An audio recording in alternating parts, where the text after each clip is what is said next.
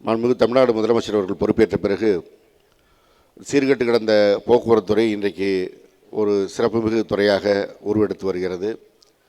அதில் ஒரு அங்கமாக அடையாளமாகத்தான் இந்த சில்லறை விற்பனை நிலையங்கள் தமிழ்நாடு முழுவதும் எங்கே பணிமனைகளில் இடம் இருக்கிறதோ, நம்முடைய பேருந்து நிலையங்களில் இடம் இருக்கிறதோ, அங்கே துவங்குவதற்கு மாண்புமிகு முதலமைச்சருடைய உத்தரவை நடைமுறைப்படுத்தி இன்றைக்கு 6வது சில்லறை விற்பனை நிலையத்தை துவங்கியிருக்கின்ற இந்த நிகழ்ச்சியில் பங்கேற்கின்ற வாய்ப்பை நான் பெற்றிருக்கின்றேன்.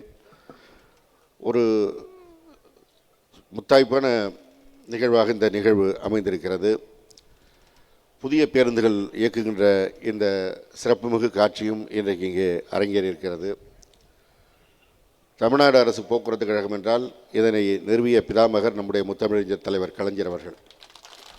அவர் இல்லாவிட்டால் இப்படி ஒரு நிறுவனம் வந்திருக்காது, இவ்வளோ பேருக்கு பணி வாய்ப்பு கிடைத்திருக்காது. இன்றைக்கும் இந்தியாவில் அதிக அரசு பேருந்துகளை கொண்ட நிறுவனமாக இருப்பது நம்முடைய தமிழ்நாடு அரசு போக்குவரத்து கழகம்தான். வேறு எந்த மாநிலத்திலும் இவ்வளவு பேருந்துகள் கிடையாது.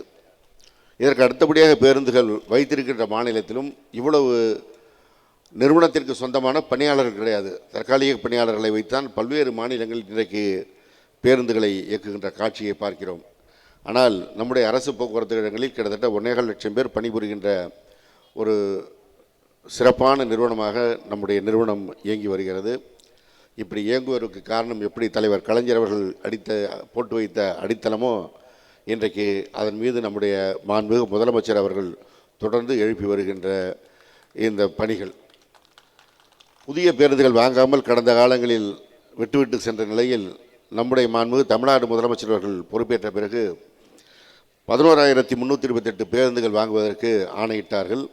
அதில் நேற்று வரை 6,781 பேருந்துகள் மக்கள் பயன்பாட்டிற்கு வந்துவிட்டது.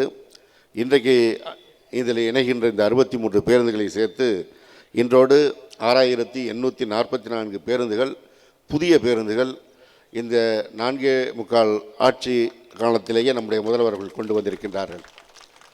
முத்தமிழறிஞர் தலைவர் கலைஞர் அவர்கள் ஆட்சியில் இருந்தபோது 5 ஆண்டு காலத்தில் தலைவர் அவர்கள் வாங்கிய புதிய பேருந்துகள் எண்ணிக்கைக்கும் அடுத்து வந்த 10 ஆண்டு கால ஆட்சியிலே அவர்கள் வாங்கிய பேருந்து எண்ணிக்கைக்கும் இருக்கிற வித்தியாசம்னா, 5 ஆண்டுகளில் தலைவர் கலைஞர் 15,000 வாங்கியிருந்தார்.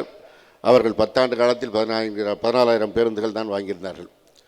இப்பொழுதும் ஆட்சியின் துவக்கத்தில் கொரோனா மிக உச்சத்தில் இருந்த நேரம், பொருளாதார நெருக்கடி, அதற்கு பிறகு வழக்காடு மன்றத்திலே மாற்றுத்திறனாளிகளுக்கு தாழ்தள பேருந்து வர வேண்டும் என்ற ஒரு வழக்கு, இவற்றையெல்லாம் தவிர்த்து 2 ஆண்டுகளுக்கு பிறகு இந்த பேருந்துகளை வாங்க ஆரம்பித்து 11,000 பேருந்துகள் வாங்குவதற்கு நம்முடைய முதலமைச்சர் அவர்கள் நிதி ஒதுக்கி இருக்கிறார்கள் என்றால், இந்த துறை இன்றைக்கு உயிர்ப்போடு இருப்பதற்கு நம்முடைய முதலமைச்சர் அவர்கள் இதை வழங்கியது தான் காரணம். அடுத்ததாக இந்த துறை சிறப்பாக செயல்படுவதற்கு காரணம் மகளிர் விடியல் பயணம். இந்த மகளிர் விடியல் பயணத்திற்காக நம்முடைய முதல்வர் அவர்கள் நம்முடைய போக்குவரத்துறைக்கு வழங்குகின்ற நிதி தான் இன்றைக்கு இந்த துறையிலே பணியாற்றுகின்ற ஊழியர்களுக்கு நாம் முதல் தேதி சம்பளம் வழங்குவதற்கு காரணமாக இருக்கிறது என்பதை நாம் உணர்ந்து கொள்ள வேண்டும். பல்வேறு மாநிலங்களில் 3 மாதம் சம்பளம் தராமல் போக்குவரத்துறை ஊழியர்களுக்கு அவர்கள் போராட்டம் பண்ணுகின்ற காட்சியை பத்திரிகையிலே, தொலைக்காட்சியில் நாம் பார்க்கிறோம். ஆனால் தமிழ்நாட்டில் இன்றைக்கு கடந்த காலங்களில் நிறுத்தி வைக்கப்பட்டிருந்த நிலுவையிலும் வழங்குகின்ற காட்சியை நாம் பார்த்து கொண்டிருக்கின்றோம். ஊதிய ஒப்பந்த பேச்சுவார்த்தையை கடந்த ஆட்சி காலத்தில் முடிக்காமல் விட்டுவிட்டு சென்று விட்டார்கள். நம்முடைய மாண்புமிகு முதலமைச்சர் அவர்களுடைய தலைமையிலான இந்த ஆட்சி பொறுப்பேற்ற பிறகுதான் ஊதிய ஒப்பந்த பேச்சுவார்த்தை நடத்தப்பட்டு முத்தமிழர் தலைவர் கலைஞர் அவர்கள் வழங்கிய பேமேட்ரிக்ஸ் முறை கடந்த காலத்தில் சீர்குலைக்கப்பட்டிருந்ததும் மீண்டும் சரி செய்யப்பட்டு வழங்கப்பட்டது. வழங்கியதோடு மாத்திரமில்லாமல் 5% சம்பள உயர்வும் அன்றைக்கு வழங்கப்பட்டது. அதற்கு அடுத்ததாக அடுத்த பேச்சுவார்த்தை நடத்துவதற்கான காலம் நெருங்கியவுடன் அந்த பேச்சுவார்த்தையும் ஓராண்டு காலத்திலேயே முடிக்கப்பட்டு இதில் 6% சம்பள உயர்வும் வழங்கப்பட்டிருக்கிறது. ஒரு ஆட்சி காலத்தில் 5 ஆண்டு காலத்தில் 2 பேச்சுவார்த்தைகளை முடித்தது யார் என்றால் நம்முடைய திராவிட மாடல் முதல்வர் அவர்கள் தான். இந்த தொழிலாளர்களுடைய நலன் காக்கின்றவராக இன்றைக்கு நம்முடைய முதல்வர் அவர்கள் திகழ்கின்ற காரணத்தினால்தான் ஒரு புறம் புதிய பேருந்துகள், இன்னொரு புறம் தொழிலாளர்களுடைய நலன் பாதுகாக்கப்பட்டிருக்கிறது. இப்படிப்பட்ட ஒரு சிறப்பான ஆட்சியை இன்றைக்கு முதல்வர் அவர்கள் வழங்கி வருகிறார்கள். அதேபோல் நாடாளுமன்ற உறுப்பினர் அண்ணன் அவர்கள் சொன்னது போல இந்தியாவில் இந்த விடியல் பயணம் என்கின்ற மகளிருக்கு கட்டணமில்லா பயண திட்டத்தை கொண்டு வந்த ஒரே முதலமைச்சர் நம்முடைய முதலமைச்சர் தான். நம்முடைய முதல்வரை பார்த்து தான் கர்நாடகாவில் வந்தது, தெலுங்கானாவில் வந்தது, ஆந்திராவில் வந்தது. இந்த விடியல் பயணம் இன்றைக்கு வெற்றிகரமாக நடக்கிறது என்றால் அதற்கு காரணம் கீழே அமர்ந்திருக்கின்ற போக்குவரத்து துறையிலே பணியாற்றுகின்ற ஓட்டுநர்களும் நடத்துனர்களும் அவர்கள் அதில் அக்கறையாக இன்றைக்கு செயல்படுகின்ற காரணத்தினால் இந்த திட்டம் இன்றைக்கு ஒரு மாபெரும் வெற்றி திட்டமாக அறிவிக்கப்பட்டிருக்கிறது.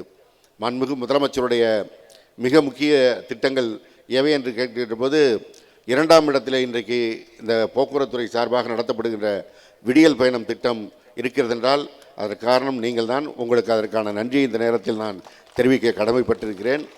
அதே போல் தீபாவளியோ பொங்கலோ அந்த நாட்களில் எல்லோரும் அவர்கள் வீட்டிலே போய் அவர்கள் அந்த திருவிழாக்களை கொண்டாடுகின்ற போது தங்கள் வீட்டில் அதை கொண்டாடாமல் அவர்கள் போய் அதை கொண்டாடுவதற்கு தங்களை அர்ப்பணித்து செயல்படுகின்ற ஒரு துறையாக நம்முடைய போக்குவரத்துறை இருக்கிற காரணத்தினால்தான் இன்றைக்கு தமிழகத்திலே கடந்த 4 ஆண்டுகளில் எந்த பிரச்சனையும் இல்லாமல் தீபாவளி பொங்கல் போது மக்கள் ஊர் சென்று சேர்ந்தார்கள் என்ற செய்தி தொடர்ந்து வந்து கொண்டிருக்கிறது. நம்முடைய முதலமைச்சர் என்னை பார்க்கின்ற போதெல்லாம் அதை தான் சொல்லுவாங்க, கடந்த ஆண்டுகளில் எப்படி பிரச்சனை எல்லாம் போச்சோ அதே போல் இந்த ஆண்டும் தீபாவளி பொங்கலில் போகணும் பார்த்துக்க சங்கர் அப்படின்னு சொல்லுவாங்க. அவரும் இதில் அவ்வளவு அக்கறையோடு செயல்படுகிறார். நீங்களும் அந்த அக்கறையோடு செயல்படுகின்ற காரணத்தினால்தான் இன்றைக்கு இந்த துறை எவ்வளவு சிறப்பாக செயல்படுகிறது. எனவே உங்களுக்கு இந்த நேரத்தில் என்னுடைய நெஞ்சார்ந்த நன்றியை தெரிவித்துக் கொள்கிறேன். ஒரு சிறப்பான நிகழ்ச்சி. நம்முடைய சுற்றுலாத்துறை அமைச்சர் அண்ணன் அவர்கள் இன்றைக்கு இந்த தேதி வழங்கி இந்த நிகழ்ச்சியில் கலந்து கொண்டதற்கு துறை சார்பாக அவருக்கு நன்றியை தெரிவித்துக் கொள்கிறேன். நாடாளுமன்ற உறுப்பினர் அண்ணன் அவர்களுக்கு என்னுடைய நன்றியை தெரிவித்துக் கொள்கிறேன். மாவட்ட ஆட்சித்தலைவர் ஒரு நீண்ட நாட்களாக ஒரு பிரச்சனை தீர்க்கப்படாமல் இருந்தது, ஓட்டுநர் பயிற்சி பள்ளி அமைக்கின்ற ஒரு பிரச்சனை. நம்முடைய மாவட்ட ஆட்சித்தலைவர் பொறுப்பேற்ற பிறகுதான் அதை தீர்த்து வைத்திருக்கிறார். எனவே அவருக்கு இந்த நேரத்தில் என்னுடைய நன்றியை தெரிவித்து இந்த சிறப்பு மிகு நிகழ்ச்சியில் கலந்து கொண்டு சிறப்பித்திருக்கிற உங்கள் அத்தனை பேருக்கும் நன்றி தெரிவித்து விடைபெறுகிறேன். நன்றி, வணக்கம்.